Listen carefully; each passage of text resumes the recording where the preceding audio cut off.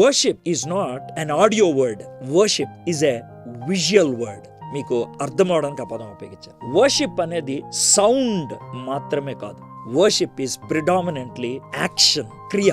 కాబట్టి యాక్షన్ లేకుండా, యాటిట్యూడ్ లేకుండా నేను వర్షిప్ చేశాను అని అంటే కనుక, ఒక పాట పాడేసి, ఒక మ్యూజిక్ వాయించేసి, అంటే ఇట్స్ డెఫినెట్లీ అన్ యాక్షన్, నేను కాదనట్లేదు, but without any relation, that is not worship.